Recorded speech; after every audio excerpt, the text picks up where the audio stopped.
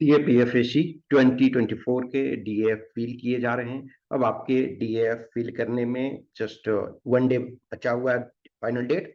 सो many candidates already submitted finally. जिन candidates ने अभी तक फिल नहीं किया है, those candidates who are still yet to complete your DAF final submission, so do fill within time. कुछ ऐसे एस्पिरेंट्स हैं, कुछ ऐसे कैंडिडेट्स हैं जिनके कुछ इशूज हैं। किसी के डॉक्यूमेंट्स कंप्लीट नहीं है, किसी के कुछ और इशूज हैं।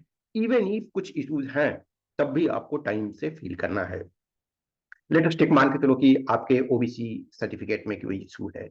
लेटेस्ट टेक आपके पास फाइनल डिग्री नहीं है। लेटेस्ट टेक आपके पास और कोई डॉक्यूमेंट नहीं है। मान के चलो जो गवर्नमेंट जॉब में है उनके पास कुछ डॉक्यूमेंट्स भी फाइनल नहीं आए। इन स्पाइट ऑफ दैट आपको टाइमली डीएफ को सबमिट करना है। ऑलवेज रिमेंबर, यूपीएससी आपको कुछ टाइम देती है हर चीज के लिए। इवन इफ जैसे 23 वाले फाइनल सिलेक्शन हो चुका है, उनका ज्वाइनिंग कुछ दिन में मीन्स आना स्टार्ट होगा, ऑब्वियसली नेक्स्ट मंथ से में भी। लेकिन फिर भी अभी बहुत सारे कैंडिडेट्स हैं जिनके डॉक्यूमेंट्स में, जिनके सर्टिफिकेशन में, जिनके कुछ इशूज हैं।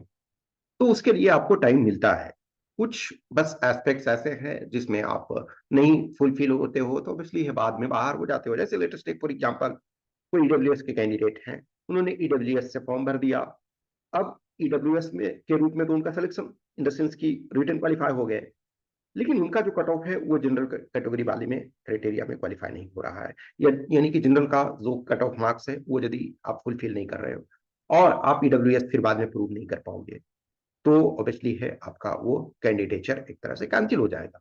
लेकिन फॉर टाइम भी वो आपको फॉर्म भरना है, इवन इफ आपके कुछ इश्यूज हैं तो भी। जो डीएफ है, तो डीएफ में कुछ इंफॉर्मेशन आपके पहले से ही है।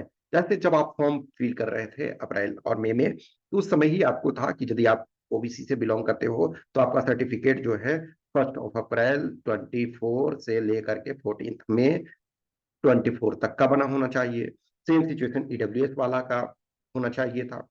या मान के चलो जो पर्सन अभी ग्रेजुएट नहीं हुए थे, जो अपेयरिंग ईयर में थे, तो अपेयरिंग ईयर में आपका जो डीएएफ हमेशा अपेयरिंग ईयर वाले कैंडिडेट के लिए होता है कि डीएएफ के लास्ट डे जो फिल करने का फॉर्म फिल करने का डेट है, तब तक आपके पास पासिंग कुछ प्रूफ होनी चाहिए। मान के चलो आपके कॉलेज से सर्टिफिकेशन नहीं मिला, तो आपने लेटेस्ट की जो रिजल्ट है, तो या तो जो यूनिवर्सिटी है या इंस्टीट्यूशन है वहां से लिखवा करके एक प्रोविजनल सर्टिफिकेट ले आया कि yes, this candidate has appeared in the examination, result has been published and he has completed the course.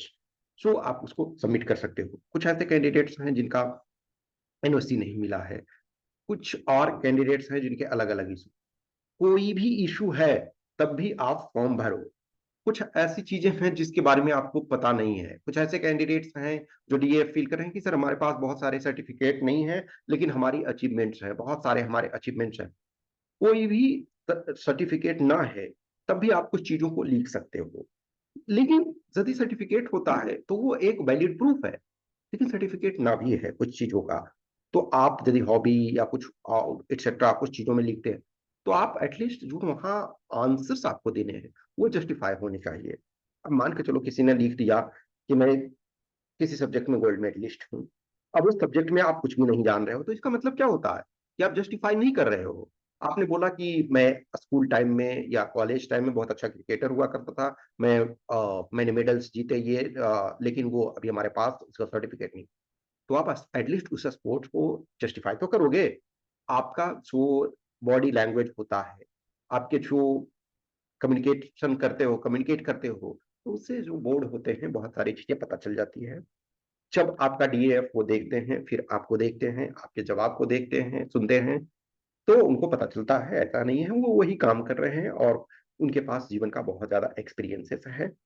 जो भी इंटरव्यू बोर्ड में है 50 साल, 60 साल, 65 साल की उम्र, 62 साल की उम्र के हैं, तो उनको चीजें पता है, उनको आइडिया है, उन्होंने जीवन को बहुत देखा। हाँ, अब परफेक्शन कैसे हो सकता है, उनके लिए भी परफेक्शन परफेक्शन नहीं है, वो पूरी चीज नहीं समझ सकते हैं 100%। लेकिन जो पॉसिबल हो सकता है, obviously interview, personality test subjective things है कि कभी कभी एरर ऑफ जजमेंट हो जाते हैं, और बहुत बार होते हैं, बहुत सारे कैंडिडेट्स के साथ होते हैं कि वो डिजर्व कुछ और करते थे, मार्क्स कुछ और मिला। किसी को थोड़ा ज्यादा भी मिल जाता है, किसी को कम भी मिलता है, किसी को बहुत कम मिल जाता है, किसी को बहुत ज्यादा भी मिल जाता है। तो एरर ऑफ जजमेंट होते हैं। तो डीएएफ आपका मेन डॉक्यूमेंट है, नो डाउट। मैंने हमेशा बोला कि जहां तक हो सके, जहां तक पॉसिबल है, कोशिश ये करनी चाहिए कि उसमें कोई एरर ना हो। लेकिन वर्स्ट केस में एरर हो गया, या कोई रिक्वायरमेंट है, कोई क्राइटेरिया है, उसमें आप मिसिंग हो, तो भी आप उसको फील करो जो बेस्ट सुटेबल लगता है। मैंने ऑब्वियसली आपको बोला हुआ है, कुछ क्वेश्चंस क्यूरी डाउट्स होता है तो पर्सनल रूप से मैं कोशिश करता हूँ उसको सोल्व करने के लिए। लेकिन मैं हर चीज नहीं जानता हूँ, मेरे पास भी हर चीज का सोल्यूशन नहीं है। तो जो चीज मैं नहीं जानता हूँ वो मैं बोलता हूँ कि किसी और से कंसल्ट करो। अब लेट्स टेक मेडिकल में किसी का इशू है, किसी को कुछ और इशू, उसके लिए अभी परेशान ना हो। अब जैसे बहुत सारे कैंडिडेट्स होते हैं अक्सर मेरे मेडिकल में, ऐसे सिचुएशन है कि मैं क्या करूँ नहीं करूँ।